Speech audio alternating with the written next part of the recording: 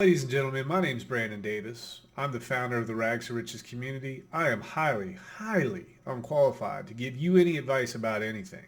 I barely graduated high school. Do not like or comment on any of my videos, and please do not subscribe. Let's get to it.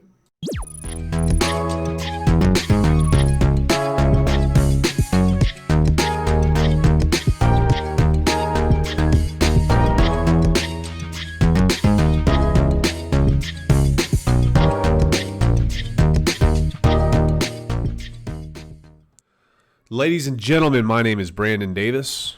I am the founder and the current owner of the Rags to Riches community. And a quick reminder, it's getting kind of cold out there. Be sure to bring your pets inside, even if they have fur, even if they have access to a sewer, even if they have a house. Bring them inside if it gets cold, apparently. All right, next up, here's my Twitter. We started out with 0 about 4 months ago. We're up to 634 followers. I'm not sure how I feel about that. But regardless, this is my Twitter, if you so choose. This is my Patreon.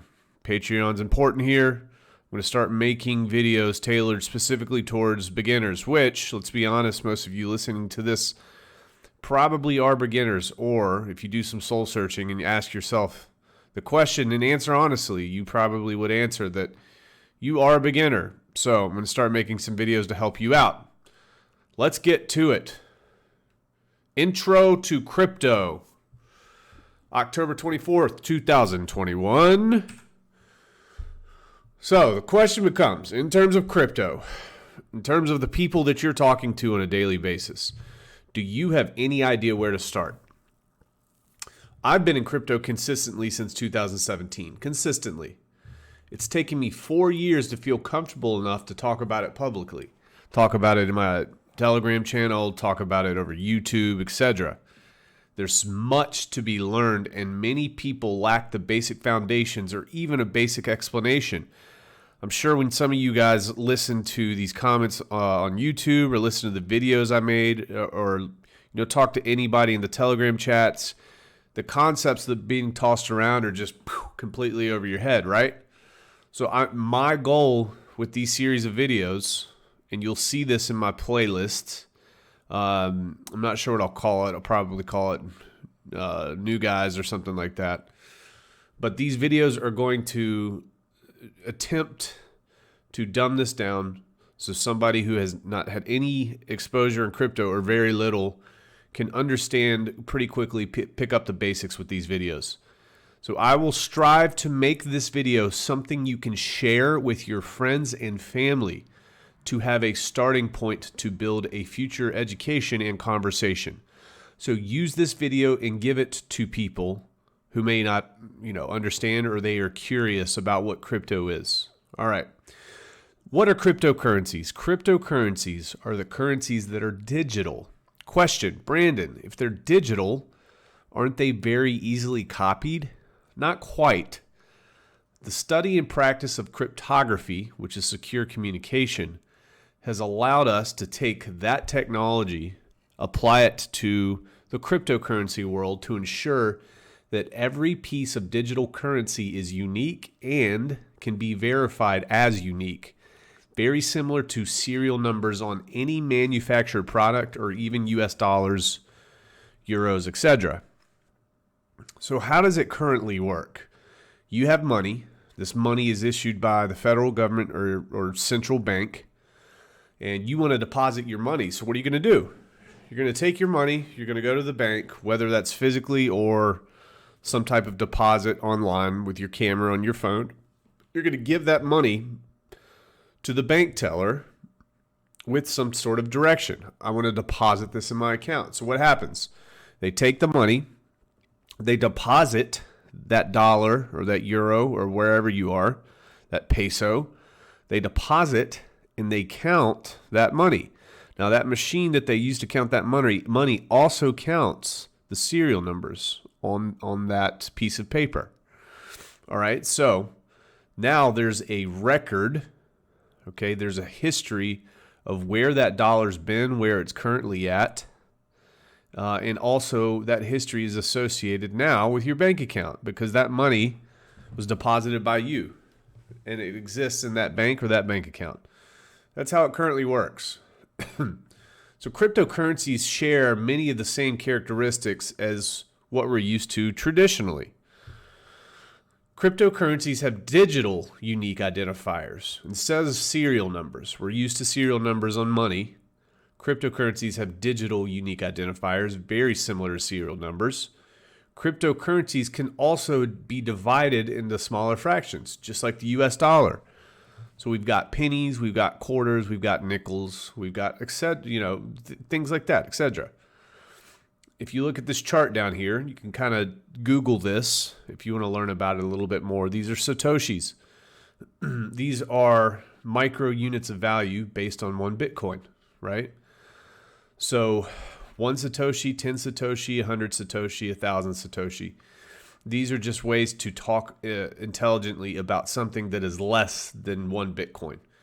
1 Bitcoin is equal to 100 million Satoshis, okay? So these you can split these up into smaller fractions. That's the whole point of this conversation, this exercise. If this chart confuses you, don't worry about absorbing it. It does not matter. All right.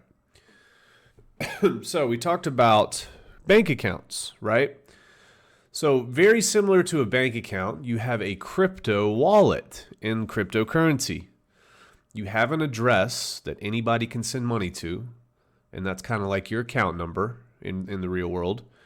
You don't need any identification to create a wallet. It's completely anonymous. So that does differ from everyday life with traditional finance. You have to have some sort of identification in order to open up a bank account.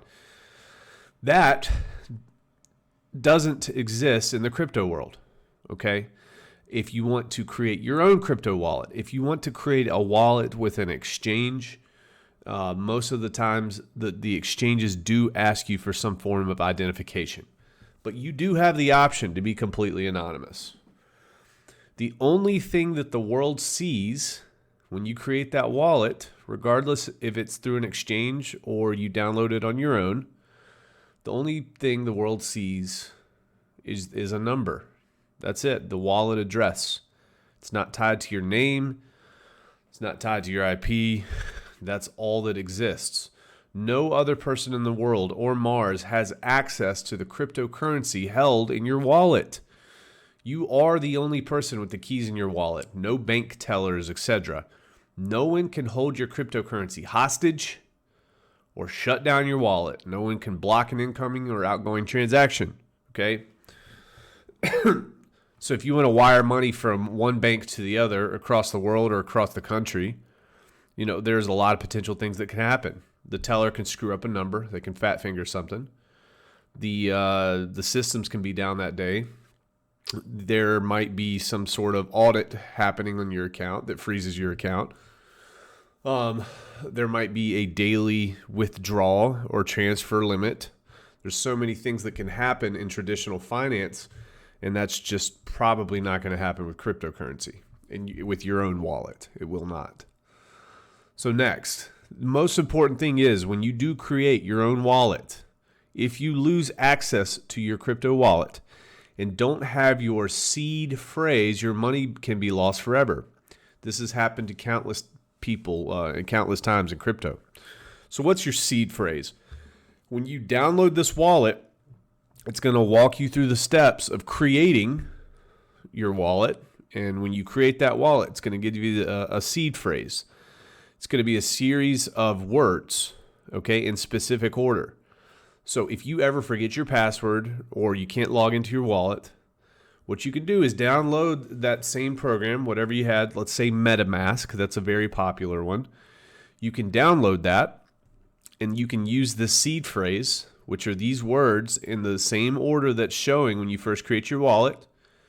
You can use these and you can recover your wallet and the contents inside your wallet.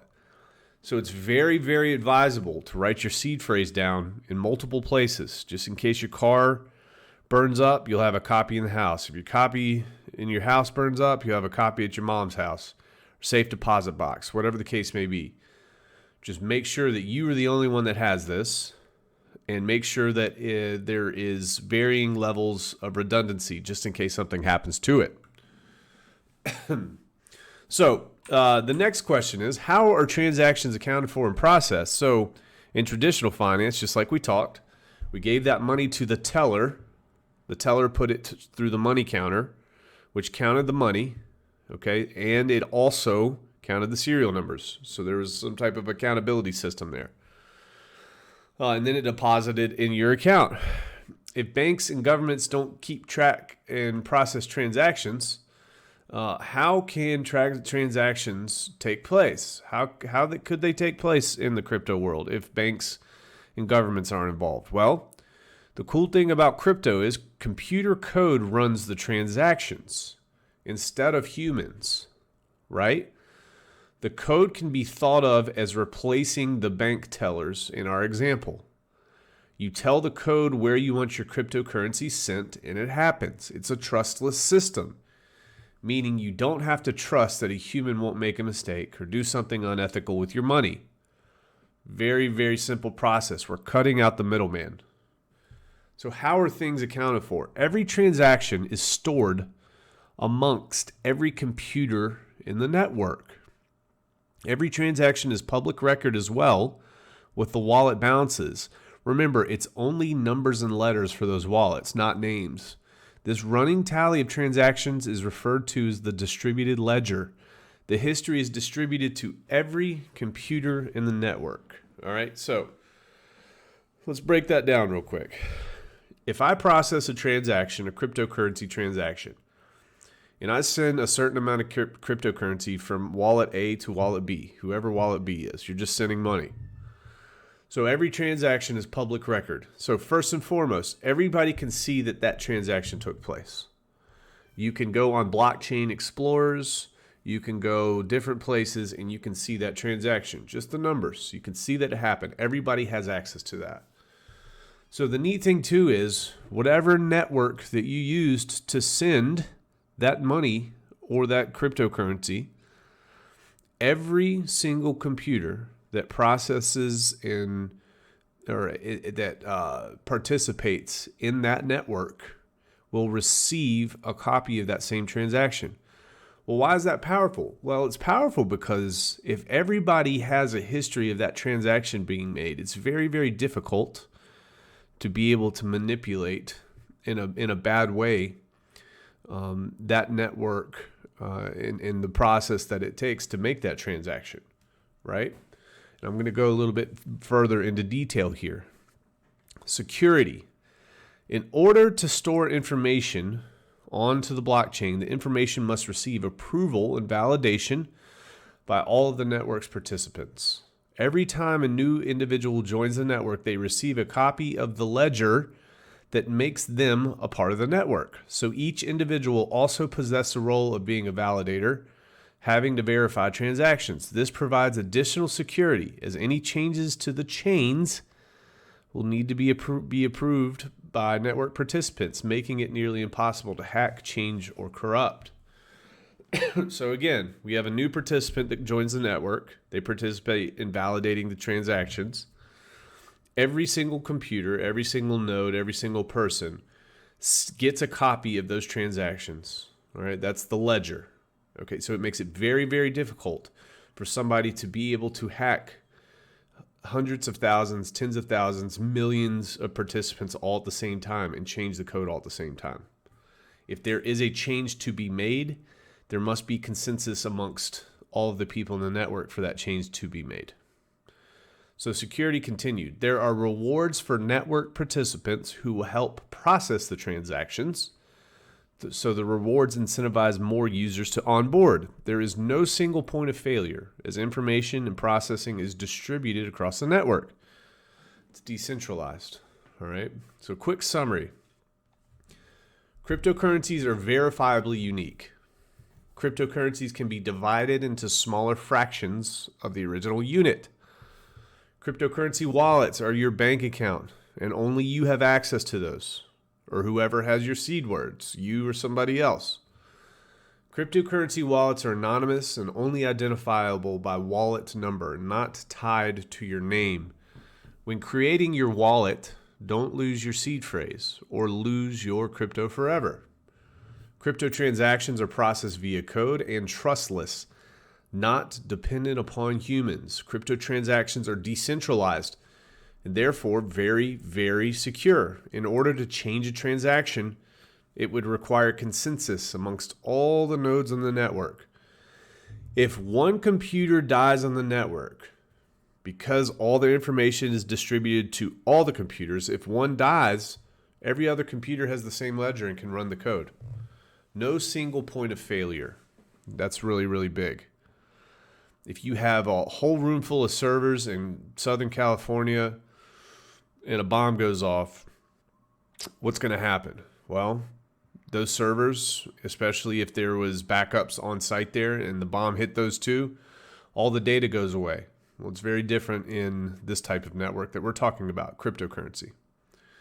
Always keep your crypto on your own wallet whenever possible. When you go to Coinbase.com, you go to Wobi, you go to different exchanges, whatever the case may be, Binance.us, Binance.com, they will help you create and set up a wallet. But when you purchase your crypto, they are the custodians of your crypto. You don't actually own it. It lives on their servers. It lives in their custody. So that means if anything happens to that exchange, or if the government comes in and freezes all types of transactions, you're not going to be able to pull your crypto out. That's why it's always important to keep your crypto in your own personal wallet. Don't keep it on an exchange. Buy it from an exchange, fine. Transfer it out as soon as possible to your own personal wallet. All right. In order for me to move forward, I have to explain the concept of a blockchain. Now, I would highly suggest that you guys do a lot of research on your own. Kind of write down some of these keywords that you're seeing in this video and do a little bit of research. It's not going to take a lot to understand, but you have to take the initiative to understand. What is a blockchain? A blockchain is a growing list of records called blocks that are linked together using cryptography. Each block contains special pieces of information from the previous block, with each additional block reinforcing the ones before it. Therefore, blockchains are resistant to modification of their data because once recorded, the data in any given block cannot be altered retroactively without altering all subsequent blocks.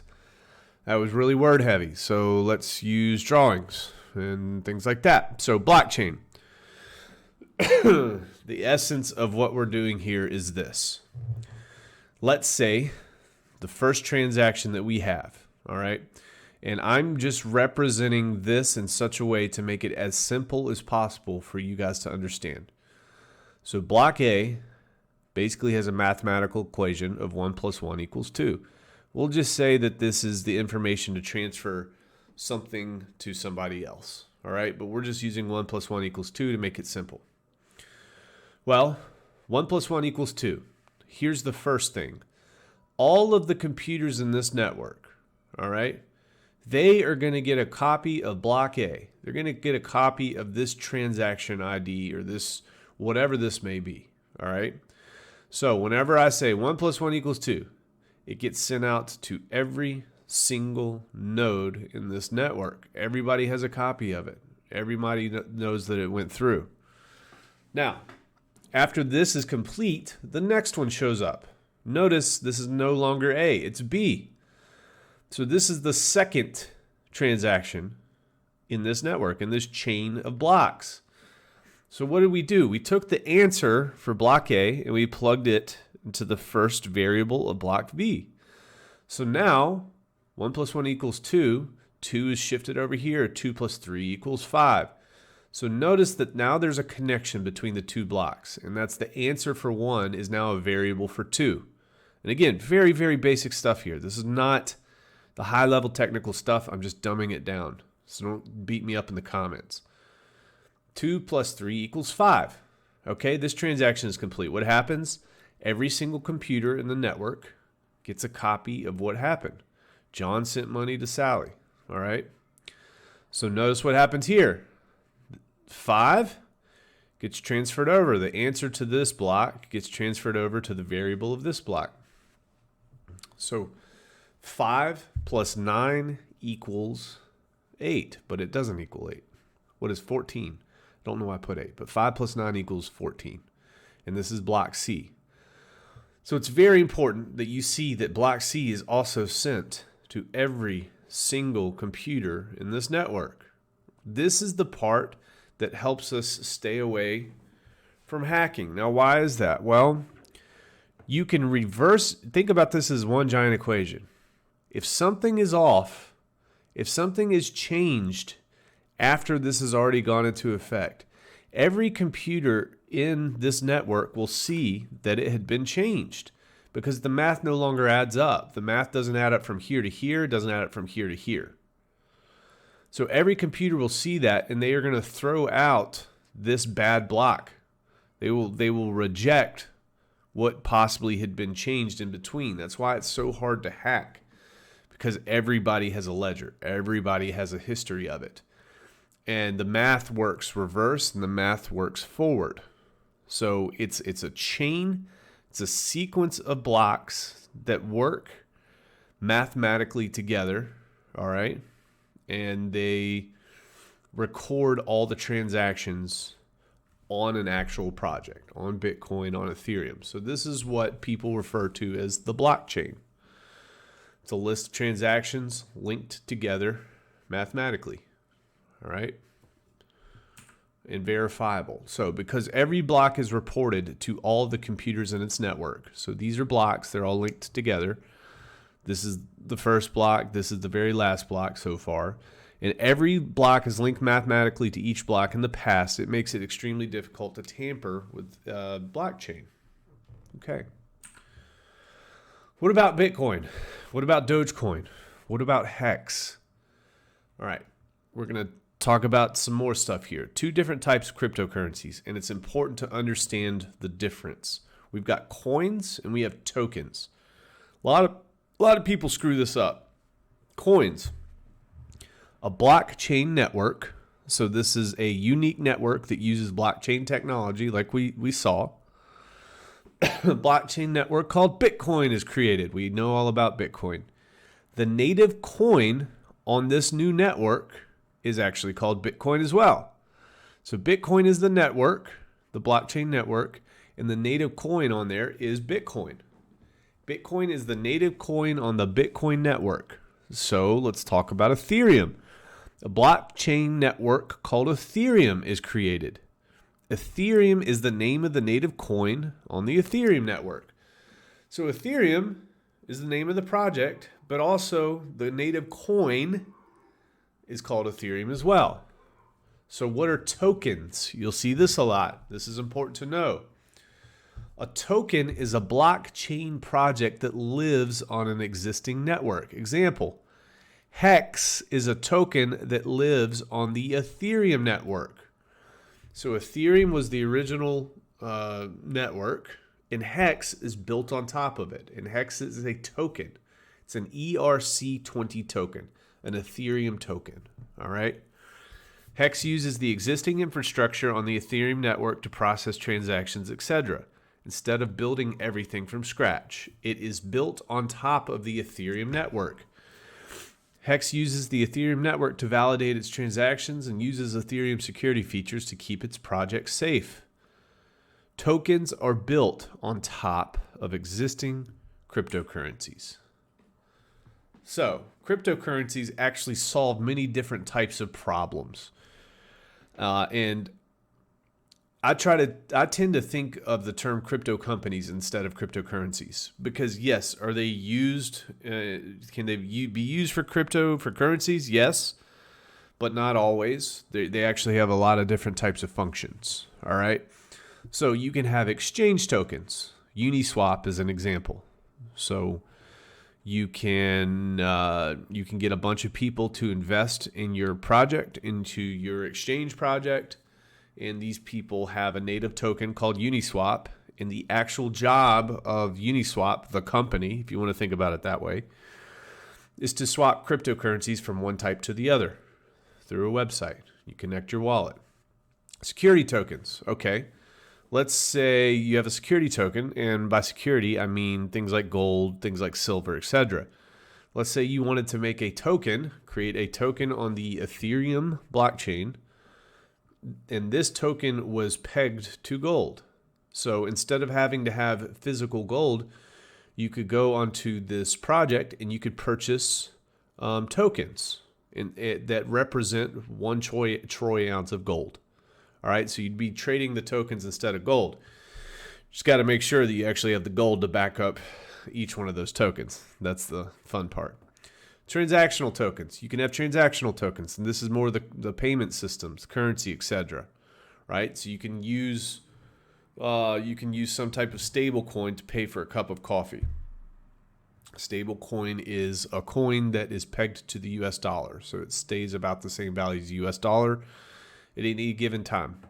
Governance tokens. These tokens are issued to divvy out voting power to users. So you have a new project and you want to determine where this project goes. Well, you can have voting power, and voting power is determined on how much of the governance token that you have. So the more governance token that you have, the more voting power that you have. So essentially, ladies and gentlemen, in a nutshell, that is going to be a really quick video to help introduce people into this world. All right. Now, there's probably going to be stuff that I threw this together. There might be stuff that I got wrong. Just correct me in the comments so everybody else can see. And I'm going to come out with a list of videos over the next couple weeks that are really aimed at helping new folks out. As always, do not like, comment, or subscribe. I do not like most of you. And I can't say that I'm too happy about these 635 followers or these 11 patrons making me $68 a month. Thanks, but no thanks, guys.